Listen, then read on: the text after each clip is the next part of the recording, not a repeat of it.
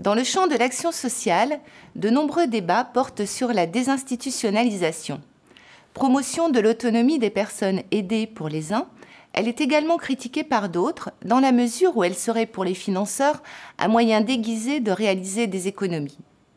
Si la réflexion est ancienne dans notre pays, c'est en 2010 que le Conseil de l'Europe recommande aux États membres de sortir les enfants handicapés des institutions afin de privilégier leur vie au sein de la communauté. Le terme de désinstitutionnalisation apparaît dans les années 2000. Un rapport intitulé « Résultats et recommandations de l'initiative européenne de recherche sur des alternatives en matière de services résidentiels de proximité pour les personnes handicapées »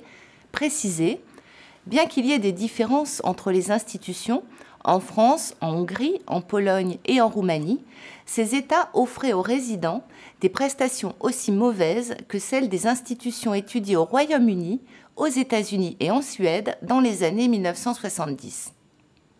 Ainsi, ce rapport a mis le feu aux poudres par son caractère polémique et a crispé le secteur médico-social français, né d'un combat militant de parents d'enfants handicapés. Dès lors, la notion de désinstitutionnalisation est perçue comme négative, impliquant inéluctablement la fermeture des établissements spécialisés, comme ce fut le cas par exemple en Italie. En France, les textes de loi confortent la notion de parcours. La loi du 2 janvier 2002 a posé le principe que la personne handicapée doit être actrice de son parcours de vie dans le cadre de l'établissement ou du service qui l'accompagne.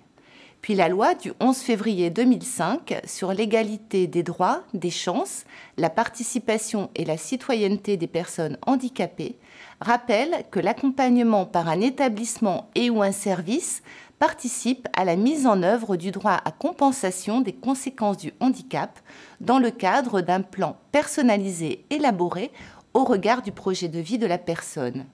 Elle affirme également la possibilité pour chacun de choisir son projet de vie en permettant l'accès aux soins, à l'école, au monde du travail, des loisirs et plus généralement à la société.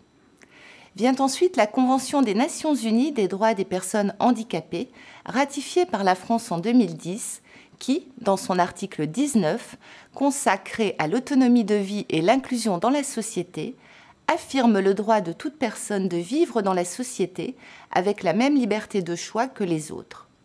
L'article précise que les personnes handicapées ont le droit d'avoir accès à une gamme de services à domicile ou en établissement et autres services sociaux d'accompagnement, y compris l'aide personnelle nécessaire pour leur permettre de vivre dans la société et de s'y insérer et pour empêcher qu'elles ne soient isolées ou victimes de ségrégation. Dans son dernier rapport concernant la France, Nils Muizhnieks, commissaire aux droits de l'homme du Conseil de l'Europe, constate toutefois que si l'objectif reste le maintien autant que possible en milieu ordinaire, la priorité donnée à l'inclusion dans la société doit encore être soutenue. En 2014, une nouvelle étape est franchie avec la déclaration le 4 février du groupe européen d'experts sur la transition des institutions vers les services à base communautaire.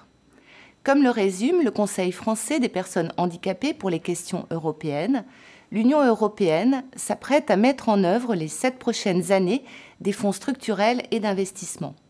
Le cadre mis en place pour cette nouvelle période de programmation représente une opportunité historique pour protéger les droits des personnes les plus exclues de l'Europe, celles vivant dans des institutions.